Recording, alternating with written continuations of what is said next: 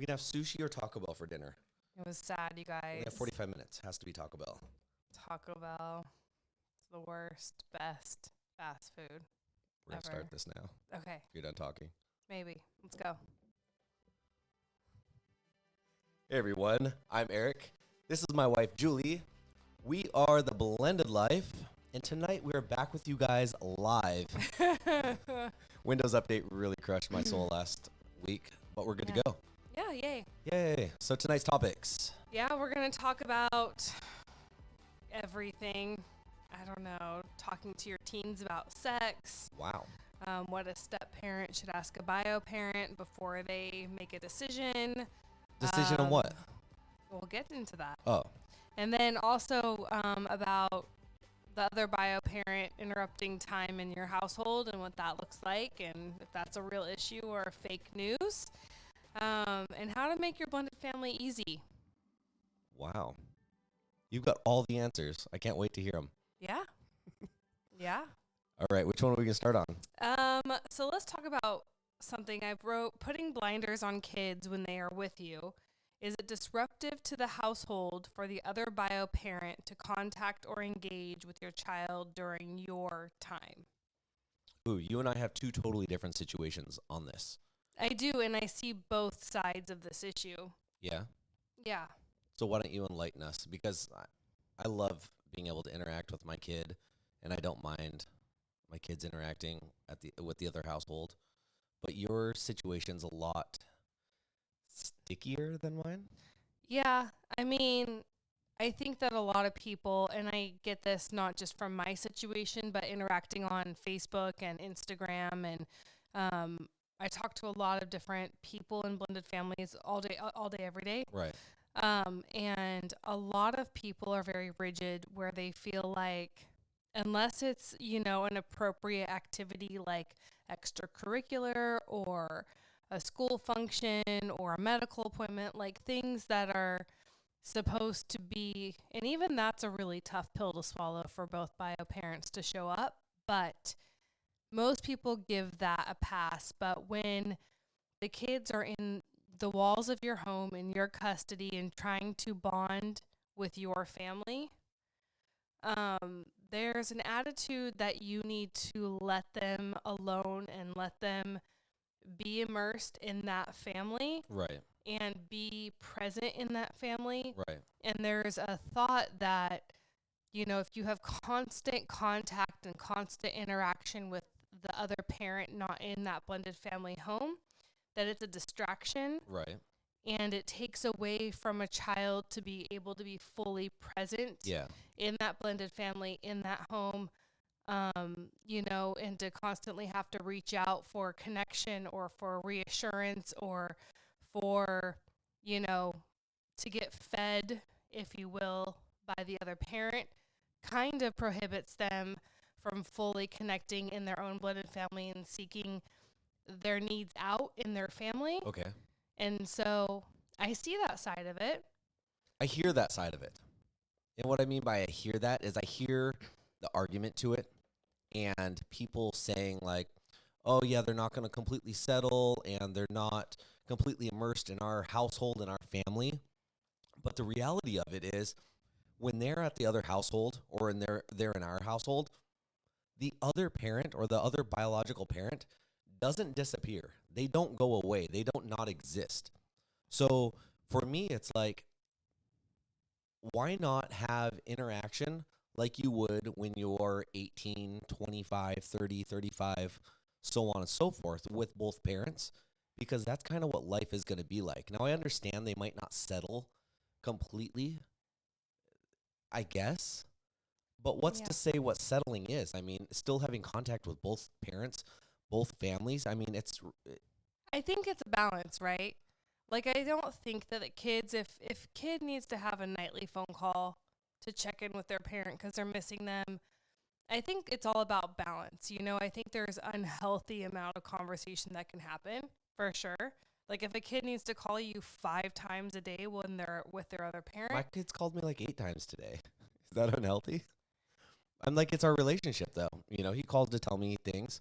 I've checked in with him just to tell, like, I get excited about things and like, hey, I'm going to tell him about this. you know, like stupid little things. He called to tell me earlier about some new Fortnite glitch that he learned, and he was very excited to share it with me. And, you know, but also when he's here, I extend that courtesy and that grace to the other family. If he wants to call and talk to his mom about something, or wants to call and talk about something to his sister, or, you know, or one of his sisters of something that he learned, like, go for it. You know, I'm not going to stop him from, you know, unless he's being punished and not able to make outside calls and communicate with other people because it's a punishment. Now the other parent, you know, if he's like, well, I want to call and say goodnight to mom, like, okay, that's all right. So But you pick and choose when it's okay? no, the only time I pick and choose is if he's punished. And there's a punishment, and he's like, well, I'm just going to call to hang out, you know, and he's just doing it to get out of his punishment, which I don't really punish him for that type of stuff. But I'm just saying, like, I feel like the kids, and this is just my perspective on it, I feel like kids should be able to communicate between, you know, with both households, like, pretty freely. Yeah. But Yeah. that's just, again, that's just my take on it. No, that is how you live. That's real, totally how I live. And that's how you are with your parents. You'll Yeah. talk to your mom I talk to my mom. multiple times a day, all day, Right. you know, and your dad Right. when you need. So that is how you were raised. That's how you're raising, you know. I just see both sides. I think that there's yeah. valid points Completely. to both sides. And I do think it can be disruptive, you know. But I also think that if kids want to talk to the other parent, you don't put a gag on them. You know, it's not right to prohibit communication between a parent and a child. I don't think that helps anyone or anything.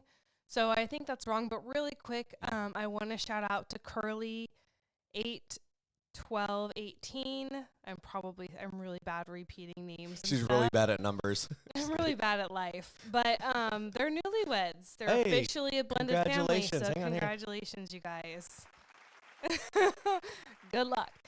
They Give can't us advice. They can't hear it on Instagram, but They can't. it's an audience full of claps. Yeah, yeah. But as you guys go through this blended family existence, feel free to give us advice. You know what's neat too, though, is share what you're learning. we're going to be featuring our second blended family tomorrow. So Friday, the 6th. Our next featured blended family will be up on YouTube, and they actually have a lot of really just deep advice for blended families. Yeah. So this might be something you guys want to check out. And if you're like, how are other people doing it? And I don't want to give too many spoiler alerts. Don't do it. But they have a really cool story that has brought their whole blended family to one whole blended family. Yeah. Yeah, I'm really, really excited for you guys to meet this blended family, and we feature a blended family once a month. Yes. I mean, this is month 2, so hey, we got to start somewhere, right? Yeah, so you guys, if you want to be featured in during one of the months, you can email us at theblendedlife But be aware at that you yahoo.com. will have to do some typing, some writing, some filming of yourselves. Yeah. Some uploading, some But re-uploading. it's fun. We can all learn from each other. So yeah, it's awesome. It's so much fun. We also have people writing in about this topic. So Christy Leanne 1014 says, I text good morning and good night to both of them, usually daily. Some parents definitely overstep their boundaries, so I think it all depends on the parent, honestly. I agree. I think that everyone has a different way of wanting to raise their kids. I mean, do you want to raise your kids completely dependent on connection with you? Do you want to raise your kids to be more independent? And, you know, it just depends on what you're comfortable with your own kids. And then, but also how you're doing it too. You know, I feel like, again, like my situation, you know, my kid contacts me, I contact him like a lot throughout the day, just as I do with my parents. But I also feel like that's also leaving those lines of communication open, which I think we'll kind of get to when we talk about talking to your teen about sex. Yeah. Having that line of communication open is such an important thing. Yeah. You know, but we'll get there. Yeah. So Meg 622 says, growing up, we had 7 p.m. phone calls with a parent whose house we weren't sleeping at. Then cell phones changed everything and we ended up texting. Nice. No beeper codes. That's true. Yeah. Sidekicks. I think that's a pretty normal thing, and that's usually in custody agreements, right? To have like a time. I know a lot of families who have a time and a phone call just so that they know that it's a plan. Um, the kids know that they can look forward to that. Parents know not to schedule things at that time, especially when kids are super young. They need that connection still. I think as they get older, they get more independent and maybe don't need an everyday phone call. Maybe it turns into, every other day or whatever. And I think that's healthy. So again, I think it just depends on what everyone's comfortable with. But I just don't think it's okay to pretend like another parent doesn't exist outside of your home. And I get a lot of flack for that on Yeah. social media because everyone's like, well, this is our family and this is our home and we do us and us. And Well, it's like, but that's not your kid's reality, that's right? what I was just about to say. Yeah, but you have You're, to remember that the kids still have both sets, and they have to, and they don't just turn on a switch and off a switch at each house, And how are you going to feel if they go to the other house and you just don't exist? You don't hear from them for that week, or they go there for a summer and you just don't hear from them for the summer. You know what I mean? And extend Yeah. that courtesy too, because you might be that parent who has, full-time custody, but your kid goes for Christmas and your kid goes, for big holidays and for the summer, and if you're not allowing your kid to talk to their other parent, you can't really be mad when that other parent doesn't let you talk to the kid back on their time. And that's Yeah. And that's then just a bummer for the kids. and you guys, I mean, do you guys ever look at your kids' faces, right? Do you watch like disappointment or sadness or distraught or defeat fall across their little faces? It is really heart wrenching. And I don't know how parents, deny children access to the other parent and are good with that. But again, I know there's a lot of rhetoric out there that's As a parent, contrary to as a that. parent because that kind of happens in your situation. I feel like if you really need to talk to your kids, but they're really closed off in the other household. I hope you're all right with me talking about this. But as the parent, how does that make you feel? Um, I feel like my situation and my co-parenting situation challenges me a lot. But I think that I trust that my kids are being raised well, and I don't always even disagree. What I have to swallow sand and things are really hard, but I don't necessarily disagree with things that I'm pushed into. So, and I don't know if that's me trying to see the other side of things. I was raised by my mom to look at all sides of a Right. situation. And I feel like I've been able to do that my whole life. And that's been instilled in me and that's helped me cope co-parenting wise because I have to realize I'm not the only parent Right. and that the other parent, my ex, has every right to raise up his kids, our kids, and instill in them the values that he sees important, and I respect that. Um, I don't think he's all bad. I think he's got a lot of good to say for my kids and teach them. That's nice to hear. Yeah. So, I don't want my kids to feel. Here's the thing: them calling me is more for me. So I had to really step back and be like, if they need me, I wish that they could reach out to me, and that always hasn't been the case. There was a long time where they were discouraged and made ashamed and, they didn't want me interfering on their time. I got told by my ex that it was because it was really hard for my kids to talk to me. I'm spitting. She's a spitter. You just said you're a swallower. Did you swallow sand?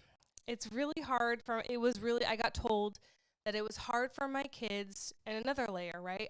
It was hard for my kids to talk to me because they missed me, especially my daughter, my youngest, right? Yeah. And then she would talk to me and have to say goodbye again. Oh, and it would kind of stir up the emotions. And that would stir up the emotions. And then he had to deal with the aftermath of sad daughter who can't be consoled. Yeah, but I had to misses deal with mommy. the aftermath of sad mommy just had to say goodbye to her daughter. And yeah, You so know, the emotions get so in that regard, I kind of had to step back and be like, well, I don't want I don't want talking to my children to be a sad thing or or negative. disruptive. You Right, know, yeah, that that's a is good how word it for it. becomes disruptive, is when they can't just talk to you and move on in life. They talk to you and then it becomes like saying goodbye all over again. And I really miss mom. And, you know, it totally ruins the mood in the other house. And that's not the goal of Right. connecting with your child. Totally get it. Yeah. So I kind of had to just sit with that and accept it. And it's hard to not talk to your kids. It's unnatural. So, but you know, with the cell phone, my son has a cell phone and it's a little bit better. My daughter has a gizmo watch. If you guys don't know what that is and you have a child who's not age appropriate for a cell phone yet, I love it. It's by Verizon. I'm not getting paid. God, I wish I was getting paid. This is not a paid advertisement, but the Gizmo Watch is an amazing thing for kids who are not old enough for a cell phone, right? It tracks their GPS so you can see them, and all the parents can. Yeah, including me. We can tell when the battery's low. We can tell where she is. We can tell when she doesn't have her watch and she leaves it in the back of the other family's vehicle. And the vehicle's driving around town. You're like, she's supposed to be home right now. Or at school. And yeah, but her watch is all over town. And then Yeah. we find out, oh. So she can voice text me. She can't. They have the Gizmo Watch has like a set of pre-written text that they can like scroll through and press and it sends you. But if they have something to say to you that they can't sit there and text, obviously they can voice text you and then it comes over and you can listen to it at your convenience and you can voice text back to them. And it's a great way just to have communication and feel like you're connected. So if you guys aren't into cell phones, look into the Gizmo Watch. I really, really love it. Yeah. Yeah. So, hang on, I'm reading a thing. Okay, so Meg's 622, hi girl, says, my stepdaughter was crying this morning and I asked her what was wrong, and she said she missed her mom, so I handed her the phone and encouraged her to call. Nice. That's amazing. Yeah, that's good co-parenting right there. Like, that is good parenting. That's good co-parenting. I wish more parents would just do that. Like, encourage your kids to talk to the other parent. Encourage your kids to be good at the other house and behave and be on their best manners. You know? I don't know what parents are so afraid of. And I've asked myself this too, because it's not that they're afraid. There's like it's a fear of thing. connection. It's about us. Yeah. It's an I us don't thing. know. But I really love that. And I think that if your kids are sad and want to, or your stepkids really want to talk to their parent, who are you to deny them that?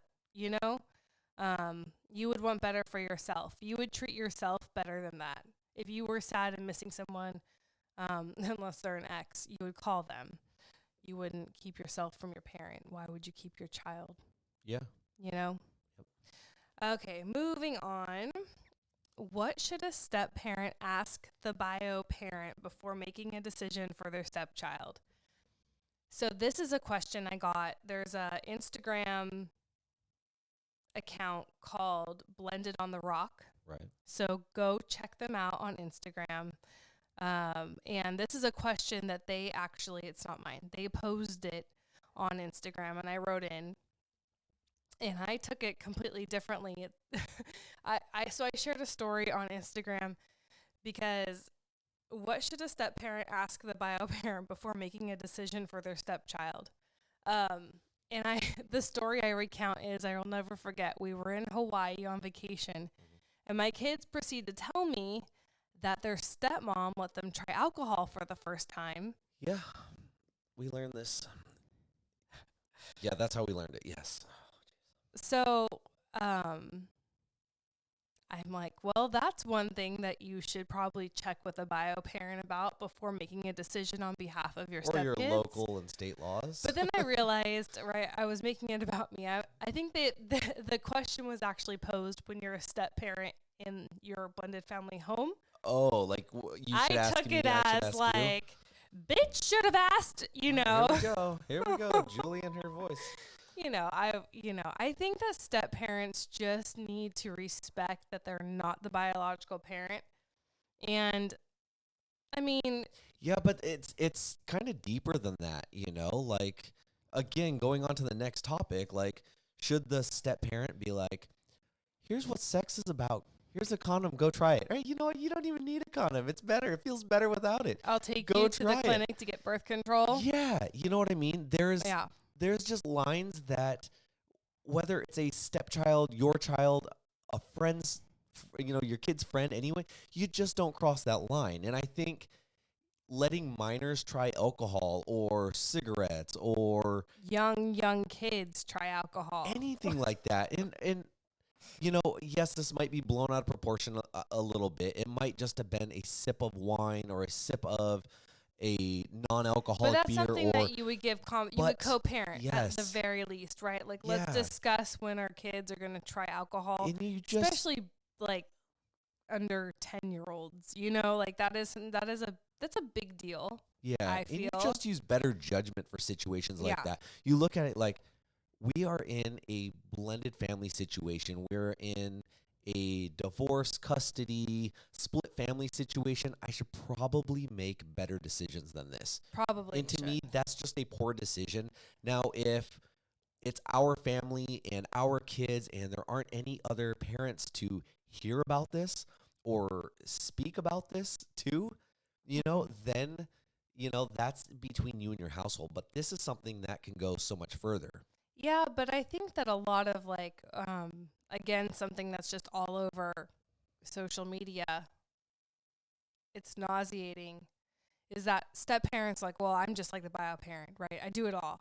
I'm like the bio parent. I am the bio parent. Like, fuck the bio mom. Wow, here we go. I'm the again. stepmom. Fuck bio mom. Should I High just leave it on? high conflict bio mom. Like, I'm so over High that. conflict, F-bomb. Well, it's just it's like Yes, we're all heroes. Everyone's a hero. but my point is, it's like they go with it because they feel like they are equal to, Yes. they are just as important as, They do so much. they do so much that they, and I'm not discounting step parenting. I had No. step parents. I am a We step parent. are all step parents, and we all get it. Like, we all work our tails off, right? I didn't have to However, bleep that word. It's a good choice of words. I don't understand the problem with respecting that there's other parent. Like, I just And just boundaries. boundaries and yes. I don't know. It's my favorite word. I'm gonna get the word boundaries just tattooed all over my body. You should do it on your lower back. There's so many things I could say about that. Is I that know. a boundary? Everyone's laughing and thinking of something witty to say about that. Comment below. Let me know your Dear thoughts God. on that. Okay, so let's just talk though, because I think the question was more intended not as co-parenting between households, But between and that's how I took it, because I'm so triggered by that co-parenting between households thing that I didn't even realize that they were probably talking about in your home. Like, what would you want me, like, obviously if your son wanted his ears pierced or an ear pierced, and I'm like, cool, buddy, let's go do that. And you come home and you're and like, all of a sudden my kids' ears are pierced. Yeah. right, Like, probably should check with We you probably first. should have had that conversation, and it probably shouldn't have ended with us. It probably should have gone to the other household also. You don't just get to go make that decision. You talk to the bio parent about it. You talk to both bio parents about it. So what is that? What is the line? I get that every household's a little different, The right? line is, what will everyone be comfortable with without even getting close to that line? If you're like, oh, Like, you know no what? body altering No, anything. look it. If it's like, hey, we're done with dinner. Dad's not home. You don't normally have sugar after dinner, but tonight we're gonna have dessert. We're gonna go crazy. We're gonna get wild. We're gonna put marshmallows on our ice cream. Damn. You know what? Like, those are like decisions like that. Like, I don't think need to. I was waiting for a bad word to come. That's why my hand was on the What button. are you doing? I'm queued up. I'm ready to rock. Like, You're fingering the that's board. that's like a super easy decision. Dad's out of town or mom's out of town. Step parent gets a letter that says, we're going on a field trip. It's due tomorrow. I'm out of town, but you're like, I know your dad would let you go on this field trip. Like, go ahead and sign that paper, right? Make good decisions. I don't think that this is a big discussion that obviously people need to talk about it and hear it, but like, come on, people. We were born with common sense. Well, right. And I feel like know your audience. If you married someone, you should have a kind of a good grasp on what they would be comfortable with and what they aren't. And if you don't know, have that conversation in your marriage marshmallows tonight. Crossing the line. But I say, like no body altering stuff, no piercings, drastic haircuts, coloring your hair. How do you feel about whipped cream? On my asshole? Oh my gosh. Here we go, you guys. There's all kinds Boundaries, lower back tattoo. Coming to a body near you. So I think that, I think body altering, image altering things, someone writes in first, if I think that's a good one. If your child's going to be doing something for the first time or your stepchild's going to be doing something for the first time, firsts are far and few between as your kids get older. They stopped having so many firsts. Yeah, but is it like a baby book first? Is it like don't tell mom and dad first? The first time that your kid rides a bike. Do you want to be there for that? You hope to be. But in your household, you can't. I'm talking like if you're not home and I'm going to teach your kid how to ride a bike for the first time, like I think most parents would be like, "Oh, I'd like to be there for that the first time they're fishing." But sometimes it just happens. Like my kid went in the garage, took off his training wheels and rode out of the garage. And I was like, wait, what is happening? I just watched it and it was like, anyways, it was pretty awesome. But you saw it. Yeah, but his mom didn't. Yeah. We were still a family then. But it was kind of one of those things. I'm like, where are you going? He's like, in the garage. Yeah. We had a really long driveway. But we're talking about a step parent. I know. It just made me laugh. It totally. So, but I'm like trying to figure out things, answer this question. Yeah. So I think it's common just sense, like be courteous, right? Like firsts, body altering things, life altering, life changing. Is it? Yeah. I don't know. It really just feels like a common sense thing to me. Yeah, but you don't know unless you ask your spouse. Like, that's true. You don't know because you are not your spouse. Your spouse is not you. But if you have to ask the question, like, is my spouse going to care or is the other family going to care? Then just ask, right? If it feels like you might need to, just ask. There's no harm in asking. Yeah. Right? I agree. I think it's a good idea. And that just comes down to communication, like good communication. And showing that you care about them. Yeah. Because that is just a good relationship. Yeah. Communication. Okay. Anything else to add to this topic? Or to your tattoo? Mm-hmm. Nope. What are people saying? No, nothing. Oh my God. All right. Talking to your teens about sex. Like, we gonna sit down and watch a professional rap video and talk about sex? Or are we talking about... Are you gonna hand them a jar of Vaseline? That's not real sex. That's safe sex. That's personal sex. Have you never used Vaseline as lube? Oh, okay, yeah, okay. I mean, for anal sex, it's a really good tool. Oh my gosh, here we go, you guys. Wow. You can't. We have to talk about sex, or they're going to talk about sex. I should have queued up Salt and Pepper here. I know. If you were a really good producer, you would have. Yes. I didn't have enough going on. I was feeding you Taco Bell. Are you kidding me? Nothing but the finest. I know. So, okay. So who does it? Sex? Like, everyone raise your hands if you do it. Oh my goodness gracious. But seriously. All the married people's hands go down. Yeah, you know what? I think time appropriate conversations. If it's like I'm ramping up and I'm going to talk about this with our kids. And you're ramping up. You know what I mean? Like there's people. Are you getting an erection? No, is that what that means? Oh my gosh. Pitching a tent. Yes. Ramping up in your pants. We're going camping in the backyard, kids, and we're going to talk about sex tonight around the bonfire, and we're going to have marshmallows. Don't make fun of people who talk like that. You talk like that. Well, you're pitching a tent. Oh my God. You know what's kind of funny is any accent or voice or anything you do is going to probably sound like someone. I don't know them, but. Anyways, I think if it's something that you are going to plan to do, then you should talk to the other parents about it and let them know. But sometimes you're just driving in the car and your kid hits you with this question, or your kid tells you about a situation or a Is story. it normal to have hair on my balls? Is it? My kid hit me with that.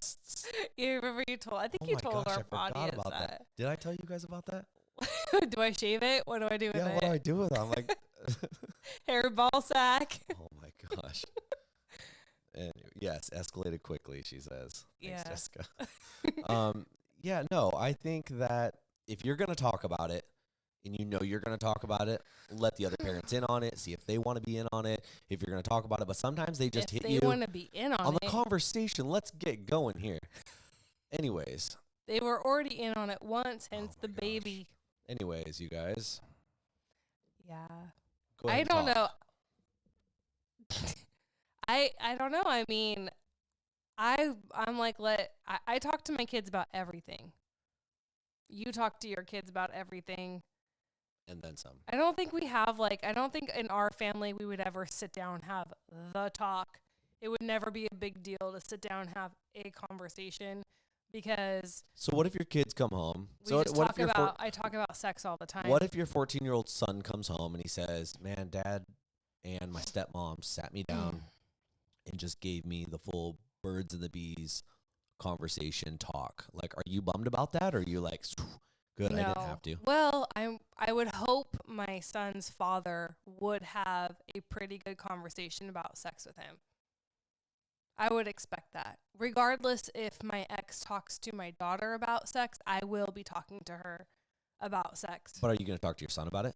Oh, yeah. I mean, I So it scare doesn't him all the matter. time. With sex? But you threaten him with sex? No, I tell him that, sex is a very serious thing because, I remind him you're a pill baby, first of all. So if she tells you she's on birth control, that's all fine and good, but so was I, and here you are. I tell him about STDs. You want should your show him- penis to blow you up should and show have them sores all over it. Pictures of STDs. I have. You know what's funny is I've showed him pictures. I'm 38 years old, and until I was, it was probably like in the last year, and I was with a group of guys working at a nuclear power plant, and someone was talking about crabs, and I had never seen. I mean, everyone's joked about them since before we even knew what the hell they were, and I legitimately went on the Google and looked it up, and it is the nastiest thing I've ever seen. It's lice in your pubes, isn't it? But it's like little demon lice. They're like the craziest things I've ever seen. Yeah, they have to hold on for dear life. Anyways, so maybe showing your kids examples of what can happen. I love it. I just think that you need to have they're going to understand the feelings of wanting to have sex. They're going to understand. Well, and their hormones are raging as they're teenagers. going to understand the romance of it because they're going to feel the love, whatever they're going to feel, the horny, the love, the infatuation, the excitement to try something they've all heard about. Do you encourage it though? I think that goes back to your values. Like a lot of people are going to be like, are my kids going to wait till they're married realistically to have sex? Probably not. But do you encourage it? No. Right? Right. You're not like, you're going out with Susie tonight. Here's a box of condoms. If you come too fast the first time, don't worry. Just wait an hour. Try again. Maybe masturbate first because that'll make you last longer the second time. Right. No, you don't. But no, but you don't encourage it, but you're like, you prepare them. It's like you give them all the tools so they never have to use them, right? Well, you tell them the consequences of sex. Here are the consequences of sex. I think sex, not only are the babies and the STDs and all the things that can go wrong, sex also ties you intimately and connects you to a person. And are you really going to end up marrying somebody kids don't think that far ahead in high school. But they have to understand. I tell my son this. Like, I'm going to marry this person. It breaks your heart more to break up with someone if you sleep with them versus if you don't. Agreed. Okay, this is another consequence of having sex. And so I think you have to inform your kids. You have to tell them about safe sex, right? Like, if you're going to do this and I can't stop you, make sure you know how to use a condom. If you don't, talk to your dad. Gosh, see, I should have had Trojan Man queued up on here to press every time Yeah, you say would you show condom. your son? Like, not on you, obviously. That'd be super weird. But, like, if your son asked you to use a condom, is that something that dads do? I don't really know that. You know what? First of all, Nobody's ever showed me how to use a condom, by the way. apparently, and I don't know. Like, is this something parents show kids? no, I'm kind of like, I can what's the show my daughter how to take a birth control pill. I do that every day. what's the context of it? Your kid's like, hey, I want to learn how to put this on. Like you're like, do you just go and show them how to put it on? No, you're like, first of all, your mom You, and like, I get out don't a use banana condoms. Apparently, no, but you know what I mean. Like you got to dig a little. Son, it feels better Gosh, without we a are just condom. on tangents tonight.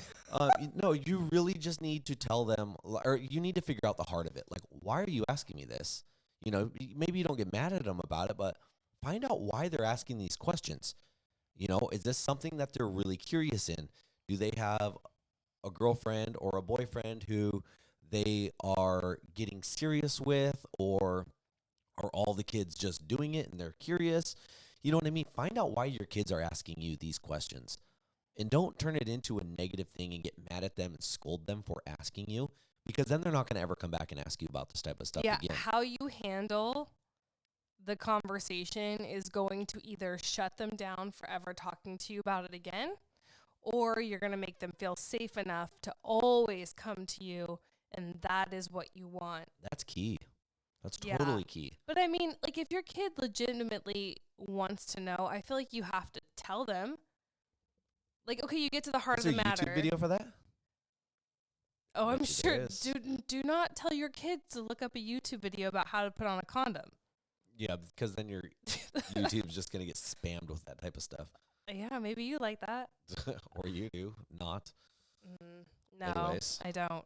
But yeah, I think you have to give them information, and I think you need to also give them a reality check with that.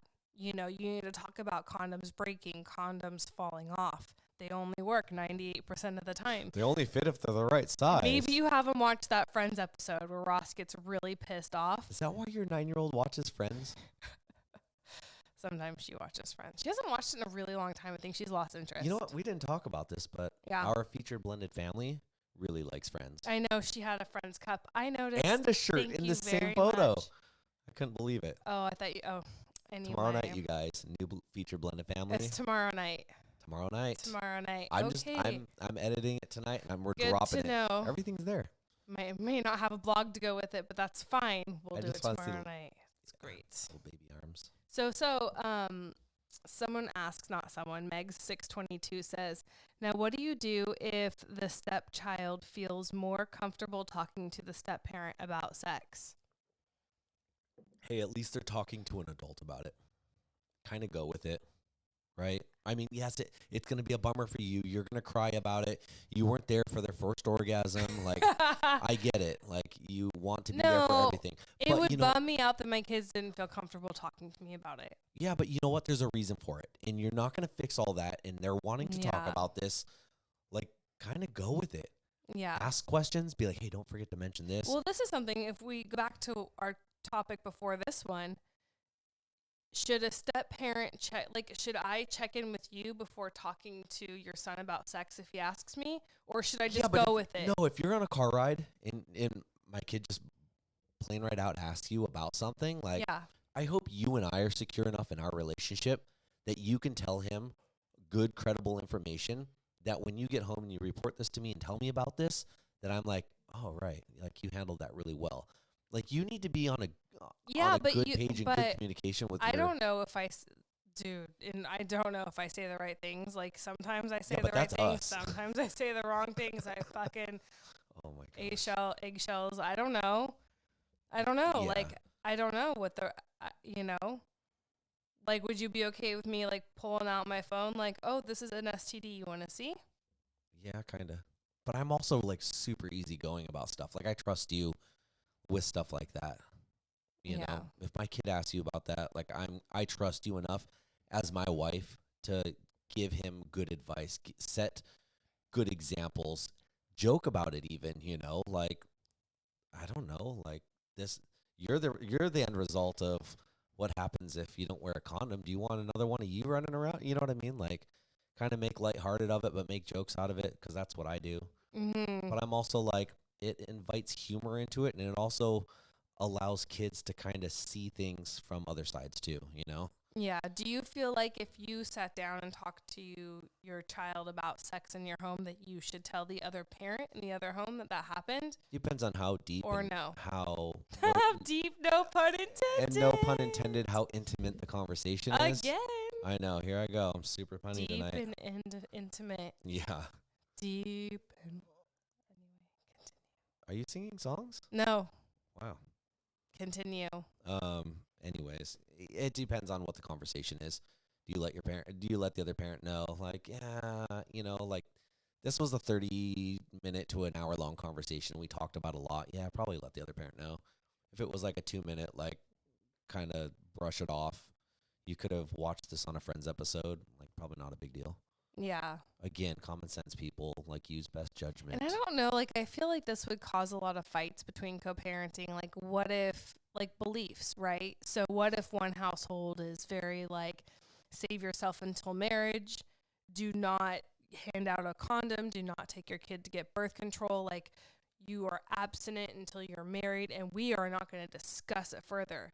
Then you have the other household who's more like, if you're going to do it, I'd rather you be safe than sorry. I'm not going to send you out into the world without knowing what's what, and I feel like the conflict in values could create a lot of co-parenting drama. And But how also, do you navigate that? I mean, I guess you can't. no, but you know what? It's also like it's can't finding that control happy it. medium between it. Like, don't scare kids so much or make it Oh. something that your kids never hear about, that now all of a sudden they're curious, stuff like that. Yeah, I don't know, and then also don't make it so accessible that it's like, yeah, we don't care, just go do it. Well, yeah, and I think that parents have to understand, like, kids are going to want to make sense of this because they've all heard the word blowjob, and they're trying to figure out, do we blow on it? I don't understand.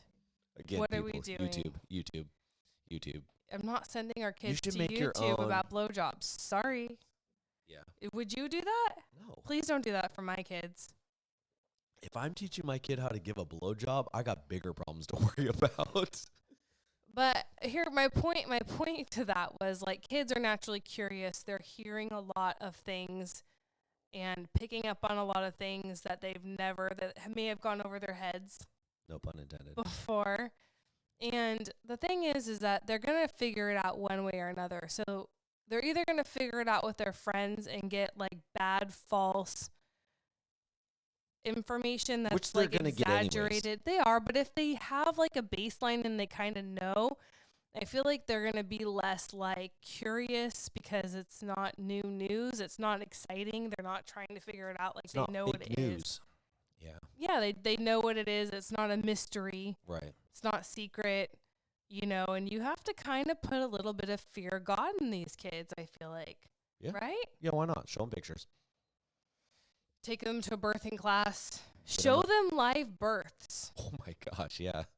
I might do that with my daughter. I might, like, YouTube a live birth and have her watch a baby come out. Oh, but that's okay. Birth? Yeah, she's also, like, my daughter doesn't want to have kids, you guys, because she is so concerned, and she has been since she's been, how little girls, like, want to play mommy? She's very she'll adopt kids, but she is so scared of childbirth and the pain of childbirth because, I mean, she's always known babies come out of a vagina. You push them out, it tears, it's bloody, it hurts, all the things. We talk about everything in our home. If you have anal sex, do they come out of the butt? Are they not then anal babies? Teach them that one too, you guys. Life hacks. Do you want to talk about what happens after you have anal sex and somebody comes? Not on this channel. This is not family appropriate. Okay. Well, you brought it up. I was like, we can have that conversation. We can Guys, enlighten email people. her if you would like to hear what happens. But so she's very scared of, like, the pain. So I think that actually letting her watch a natural childbirth would send her over the edge to never ever be a mother. Yeah, but do you want that?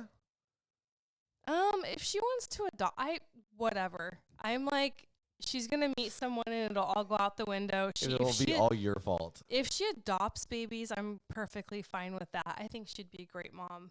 But I'm not like you have to have a child the natural way. Mind you, this is a 9-year-old we're talking about. Well, I've thought about that. Like, what if she never has a baby? What is she going to name her kids?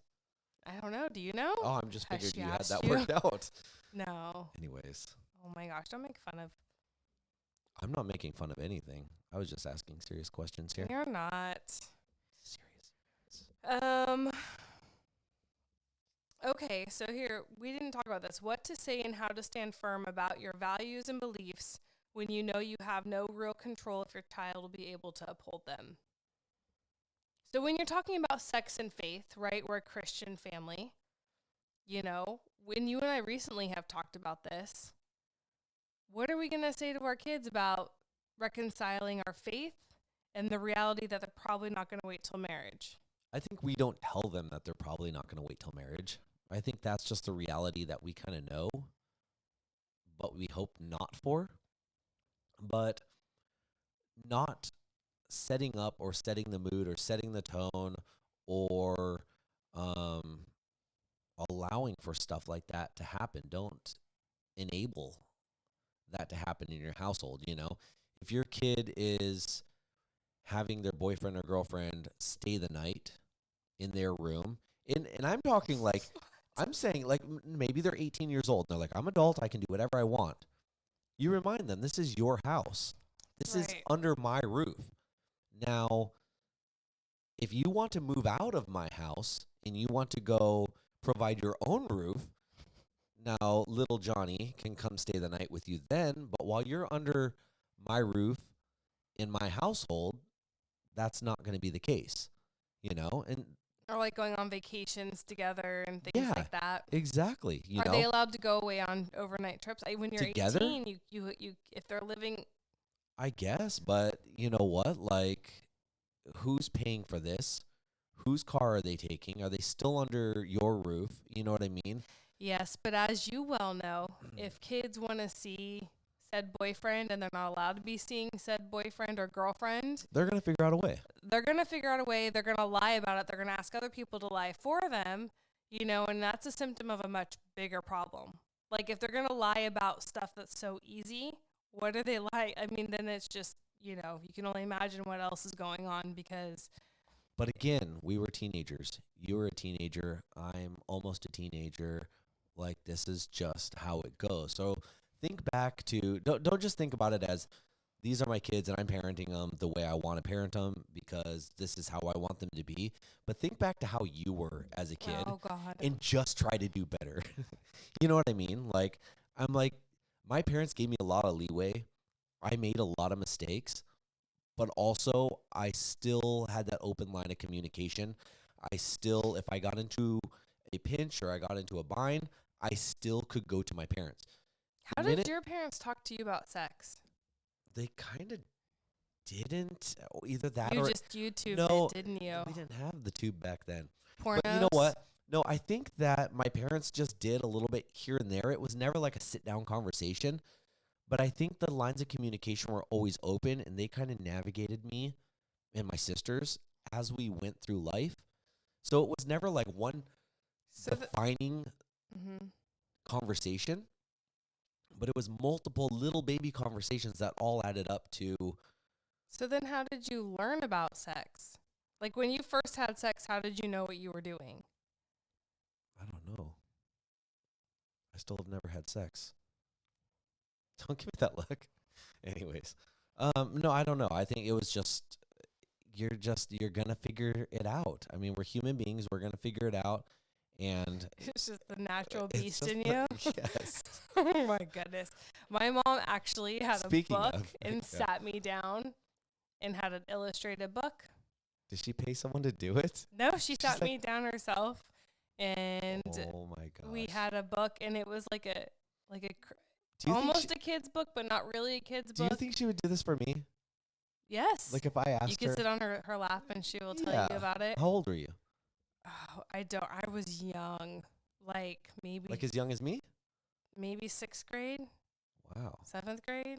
Pretty young. A little bit younger. Yeah. Wow. I'm going to ask her if she'll do this for me. I remember that. And then I remember there was a lot of like, my parents would take me to adult movies because I was an only child. Not porno movies. Like the but one where you like- drop in the corner and No, like close but the curtains? like The Hunt for the Red October, Oh, okay. or like regular rated R movies. movies. Okay. And so I'd go to the movie theaters a lot with them because I was the only child and they didn't, I went with them everywhere. And so they would cover my eyes, right, during like sex scenes and stuff. So that always really piqued my interest because I could hear, but I couldn't see. And I'm like, what's happening? Who's doing what to who? Why And is there then- a hole in the bottom of the popcorn bucket? And then I remember like, oh my gosh, my friends and I just heard, words and trying to figure out stuff and then finding like romance novels. See, but and, that like, creates reading curiosity, stuff. though, does it not? Like not talking about it, covering eyes. My mom showed me a earmuffs. book. Well, yes, I know. But you know what I mean? But making it so taboo, kids build up a curiosity for it, Yeah. And I think that's kind of what my point is. It's like, have those conversations, talk about it. Leave your door open. Not all the time. Yeah, right? And the lights on. Yeah. Anyways, like, don't leave room for that curiosity and for them to explore and discover and create themselves, Yeah, I think you have to Some leave of it's kids. going to happen. It's part of growing up. Some of it's the fun of growing up. Some of it's a disaster of growing up. It just depends on your situation. But do your best to help your kids. Yeah, and be there, make them feel safe to come talk to you.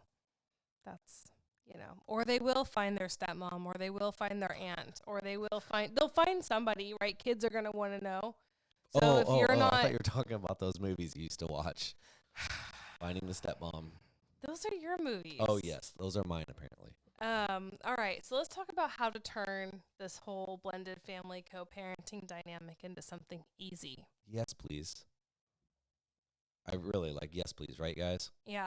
Like, what do you mean something easy? Like, this is It's never... it's the most difficult thing to do to make it easy. You know what? Again, like, I didn't Mhm. mean to plug it this many times, but our next featured blended family has some extremely good advice Yep. on how to make blending a family easier. Mhm. It'll be up tomorrow night, Mhm. Friday night. Some of Mhm. you guys, it'll be up tonight. Yeah. I didn't know that. I told them next week. Anyway. Some people, it has been up for weeks. You better get back and listen to it. But I think you have to die to yourself. And what I mean by that, it might be even, I post this on Blended Life on our Instagram and Facebook tomorrow because I've been thinking a lot about it and I'm not personally there yet. So I'm saying this without being able to do it myself, but I feel like the more welcoming you are, it puts everyone at ease. If you can walk through your co-parenting and your blended life with open arms and just welcome everyone, welcome the stepmom, welcome the stepdad, welcome your ex, make everyone feel welcome, whether it is at graduation or it is at a birthday party or it is at a school function or after school, whatever activity. If people feel welcome, life is a much easier place to exist in. Their walls come down. And I think that is the hardest thing to do when you've been hurt, when you've been wronged, when you feel like you just disagree, when you feel like you can't talk to someone or work anything out. But what I have seen with parenting, I have seen a lot my eyes have been opened to a lot through doing our blended life stuff, that there are a lot of people out there, more than I ever thought, that have really good relationships with their exes, or the step parent has a really good relationship with the other bio parent. It can be done. It can. Dads lead this most often. I feel like dad and stepdad, I've seen a lot of stuff out there where they get, they're practicing playing catch with the son. Yeah. Both of the dads, and then, stepmom and bio mom getting along. And I just think that how easy not that that's easy, but it's easy for the kids to exist in that. And you feel like you've released yourself from whatever hate, from whatever um, insecurities, jealousy, whatever you might be feeling towards the other person. And I think that that would be a much easier world to exist in as a blended Completely. family Yeah. if you were more For welcoming. everyone, especially the kids. But I think guys, what's the term they use? Like compartmentalize. Yeah. Like we put things in compartments You're a waffle. and we shut the door and we forget about those hurts and those feelings unless something brings it up and opens that door, and then it all spills out and then we rage. But I think that's how it works. Like once you kind of forget about things or you've healed a while and you don't hurt from this stuff anymore and you've gotten past it, I think there's a lot of room for um, creating a better co-parenting situation and getting along. And it doesn't mean that you have to jump in, head first, just all in, just baby steps, feet first, little bit by little bit. And don't give more than you're comfortable giving. And don't feel like you have to be the world's best co-parent Yeah. person to ever exist. Just baby steps and whatever you're comfortable with. And it'll all just kind of follow naturally and just slowly until all of a sudden you look back and you're like, man, this has been 2 years. We haven't argued about anything. We haven't fought about anything. We're not hanging out on a daily basis and talking, on a daily basis. But when it's about the kids and something needs to be talked about, it's easy. We talk about it and we go our separate ways. Yeah. You know? I just think making everyone feel welcome is a good way to make things easier, but it is probably the hardest thing to do to make it easy. And I know that's like kind of an oxymoron, but sometimes you have to really go through the fire to get to the other side, right? You have to walk over those coals to get relief. And the other thing I was thinking about is there seems to be this constant conflict between stepmom and biomom. And this is just not, I really haven't had a lot of conflict with my kid's stepmom, actually. Her and I haven't had it out ever, really. But on social media, right, there's the high conflict biomom acronym that gets just, biomoms get their assholes ripped open by the stepmom, and stepmoms are, feeling so disrespected and not included and like they're worthless. And so here's the deal. I also think if everyone respects everyone, I think that if a stepmom really respected the biomom and really behaved accordingly and just knew that there is a biomom, I respect that she's here and I'm not going to mess with that relationship in any regard or put it down, I think you would see a shift in the high conflict biomom thing would go away. Right? Yeah. And the flip side of that is I think that biomoms wouldn't hate stepmoms so much if stepmoms wouldn't be such a pain in the ass to biomoms if biomoms would just respect that a stepmom exists, is raising your kid half the time, and there's not a damn thing you can do about it. So you best just respect them and be grateful that they don't beat your kid, right? I mean, be grateful that the stepmom to your kids is a good, find the gratitude in having a stepmom. And I think if biomoms came at it with more of a heart of gratitude that there's a good person there, then I think that you would see less of the biomom hatred towards the stepmom. And I think that we can really fix this battle of wheels between step and bio. I don't think it's necessary. I don't think it's helpful. Holding on to that hatred and that conflict doesn't help anyone. It doesn't help the kids. It doesn't help you or her. And so I think that along with being welcoming and open-armed, I think you have to walk with a ton of respect for the other person. and what they're going through and try to put yourself in their shoes and find their value, even if they're not your cup of tea and they don't have the personality that you can connect with, they still have intrinsic value, right?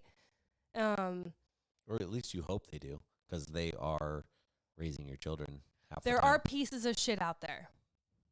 So I'm sorry if that's you Or the step parent. or the stuff. I mean, but I think that more often than not, we don't give each other enough credit, enough respect. Or a lot of times it's grudges that have nothing to do with the true thing at heart. You know Yeah. what I mean? A lot of it comes within ourselves. And there's jealousy, there's hatred, there's all this built up. And half the time, it's really not even the other person's fault. No, you And I've talk been yourself there. into it. Yes, Yeah. I've been there. You know Yeah. what I mean? And it's all about you at that point. It is. And then you just got to learn to let go and be like, you know what? That's not what it's about. Yeah. So that's what I Use it mean. better. Like, if you can die to yourself a little bit or a whole lot, I think your blended life and your blended family and your co-parenting will be easier. Amen. So that is that, ladies and gentlemen and If you guys enjoyed every this, sex. watch us on YouTube. Some of you already are. We don't have blowjob videos. Oh my gosh, you guys. We hope to see you on Yet. YouTube. Subscribe. Give that thumbs up. Let us know in the comments what kind of videos you would like to see us making. And maybe if it's not against YouTube policies, we can make those for you. Thank you guys all for listening to us on podcast. We appreciate all of you. Yeah. Hope that your blended families are just growing stronger and stronger. And thank you for helping us grow ours stronger. Yeah. Thanks, you guys. Bye. Bye.